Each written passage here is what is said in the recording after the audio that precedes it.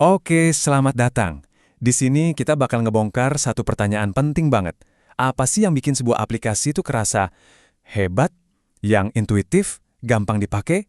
Ternyata jawabannya itu ada di arsitektur yang nggak kelihatan. Pasti kita semua pernah deh ngalamin ini, ya kan? Buka aplikasi baru, kok rasanya ada yang aneh, menunya bikin bingung, alurnya nggak jelas, atau fiturnya malah nggak guna sama sekali. Pengalaman yang bikin kita mikir, ini kenapa dibikin ribet banget sih? Dan ternyata ini bukan cuma perasaan kita doang loh. Ada penelitian menarik nih dari UGM yang nemuin kalau pas pengguna ngetes sistem baru, rata-rata nilai yang dikasih itu seringnya cuma 3, alias netral. Ya nggak jelek, tapi ya nggak istimewa juga.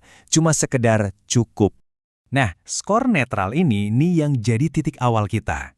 Jadi pertanyaannya sekarang, apa bedanya aplikasi yang biasa aja sama yang luar biasa? Rahasianya apa sih yang bisa ngubah aplikasi yang cuma fungsional jadi sesuatu yang benar-benar disukain sama penggunanya? Yuk, kita bedah bareng-bareng. Oke, kita mulai dari rahasia yang pertama ya. Ini ada di fondasi yang seringkali nggak kita lihat sebagai pengguna, yaitu cara data diatur. Jadi gini, setiap aplikasi keren itu punya otak di belakangnya. Nah, otak ini namanya database atau basis data. Coba bayangin aja ini kayak lemari arsip digital yang super canggih.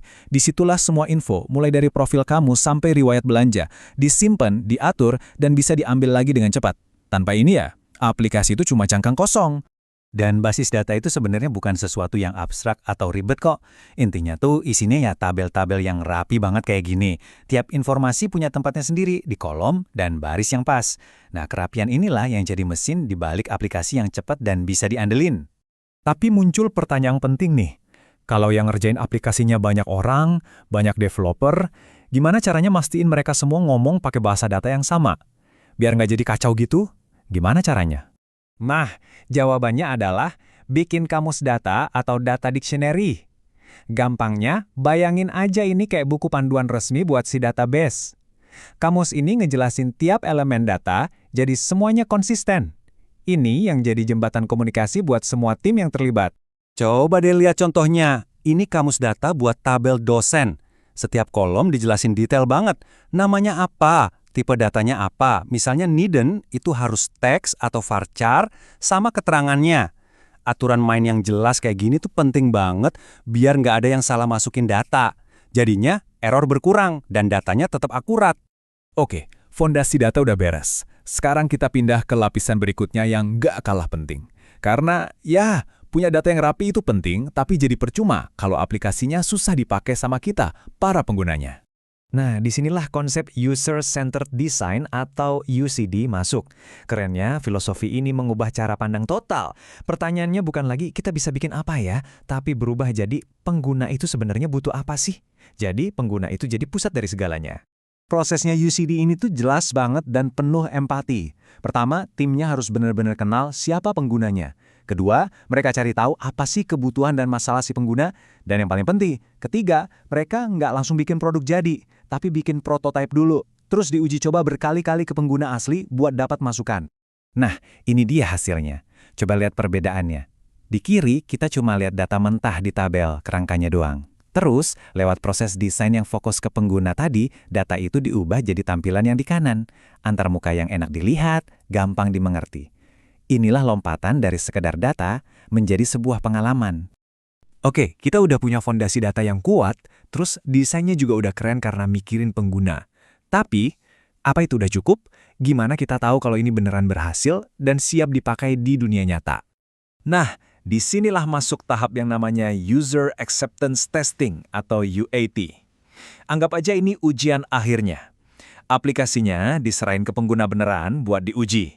Pertanyaannya, aplikasi ini beneran nyelesain masalah mereka nggak? Sesuai harapan mereka nggak?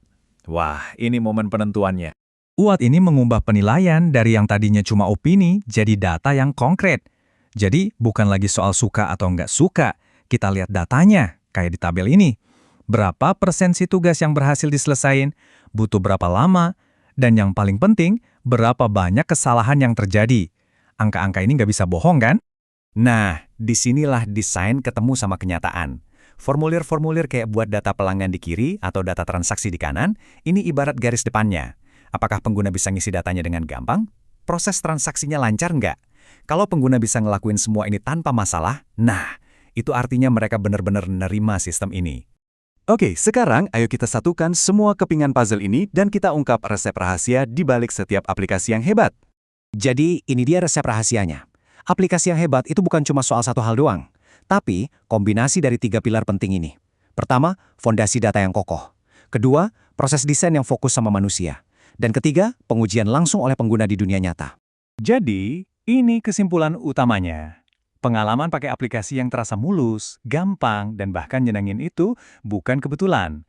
Itu semua adalah hasil dari perencanaan, empati, dan pengujian yang dirancang dengan sengaja dan super teliti di setiap langkahnya. Jadi nanti kalau kamu pakai aplikasi yang rasanya enak dan gampang banget, ingat ini. Itu bukan sihir, itu adalah arsitektur yang hebat. Dan sekarang kamu tahu rahasia di baliknya.